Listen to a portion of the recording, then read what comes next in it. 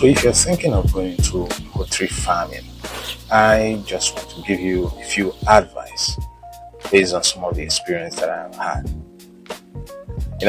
When I got into poultry farming, I was really excited about it. I'm still excited about it even now. I found out that it's one of the best activities that you may want to get into if you are over 40 and you're looking for something that you can be productive without having to over labor yourself, and at the same time you have enough activity, all right, to keep you active, because at such age you require some activity to keep you active, probably on a daily basis from time to time as part of your exercise routine. So farming, and especially poultry farming, I think can be a good one.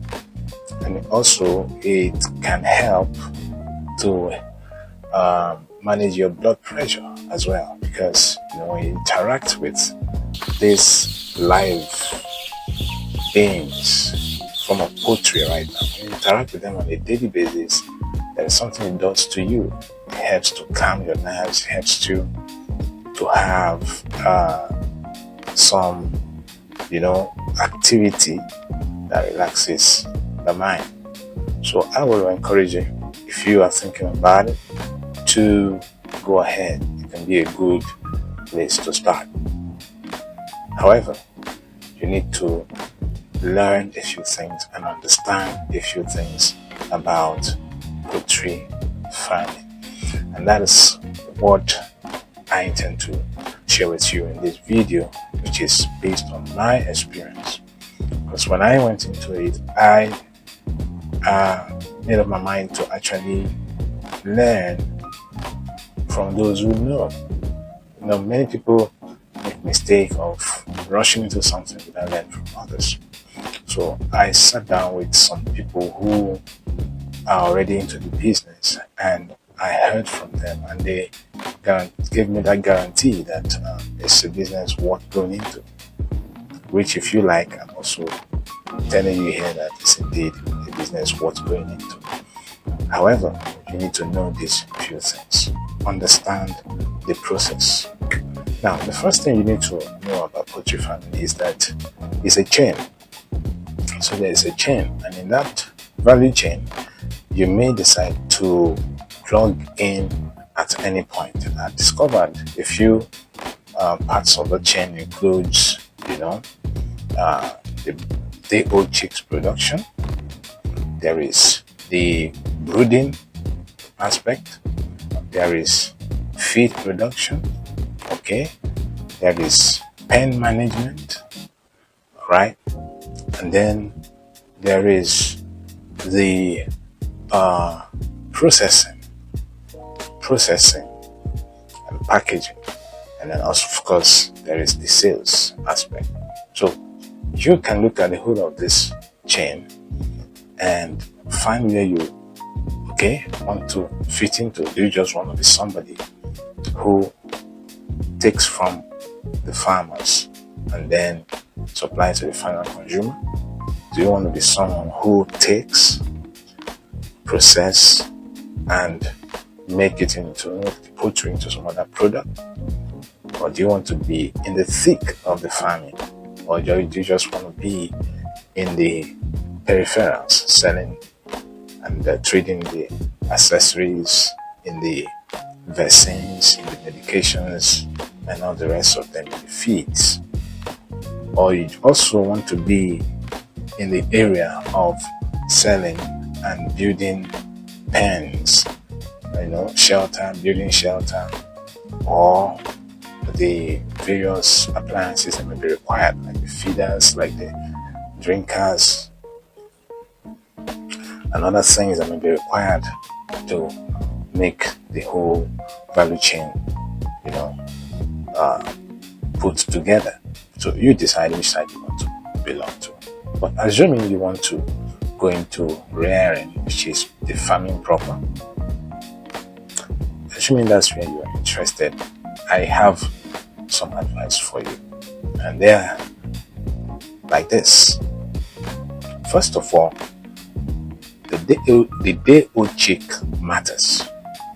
You have to ensure that you're getting your day-old chicks from the best place. Yes, I say the best place because where you get your day-old chicks from is very important. It will determine how big they are going to grow, how many kg they'll give you at the end of the day, and how mortality would affect them. So you need to know the breed, and of course where you're buying from will determine the breed. Okay, so who is your supplier of the day-old chicks? Okay, so that's the first thing you have to ask yourself. And the second thing you need to ask yourself is, are you competent enough to take care of day-old chicks? Yes, because this is where many of the birds die. Okay, within the first week and the second week. When you bring them in the first week, second week, I consider them as brooding. So during these 2 weeks, you have to determine if you are capable enough and qualified to be able to take care of them, to give them the care that they require, because they require intensive care at this stage of their life. So if you know that you cannot handle that level of the poultry rearing, be it broiler or be it layers or whatever, if you know you cannot handle the old chicks, it's usually best for you to look for someone who is tested in that area, who is a pro in that area. Let them do it for you and you pay them. That was the first thing I did. Being a new person in the business, I understood that I wouldn't want to take up the responsibility of trying to raise day-old chicks, because I've not done it before, so I don't want to take the risk.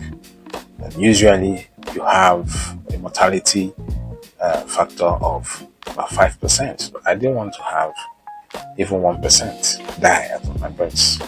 So I decided that fine, to achieve this, I have to get a professional who will handle the day-old chicks until they are at least 14 days or 2 weeks. So that's settled. You get your birds in the 3rd week. If you hand your birds over to someone to brood for you, then in the 3rd week they come to you. Before they arrive, you should have gotten the place where they will stay. The pen should have been ready by then. Take note, hygiene is very, very important in raising birds, especially if they are broilers. Hygiene is very important, so you have to ensure the environment is clean. Okay, and then the litter, you should get good litter. All right, people use different kind of beddings for the litter. Some use sawdust, some use wood shavings, some even add charcoal, ashes, and the rest. But the best, it has been proven that the best kind of bedding for your litter, where the birds are going to be lying or playing on the floor, the way you prepare the floor, okay, it matters. All right, the bedding you're going to put on the floor, the best that has been proven over time is wood shavings. When you go to the sawmill, the wood shavings, not sawdust. Sawdust is not the best because they may inhale it because it's dusty sometimes, and they may inhale it and block their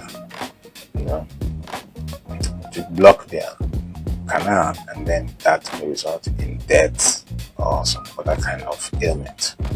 So to keep clear of such problem, particularly in the 3rd week, the beginning of their life, use wood shavings.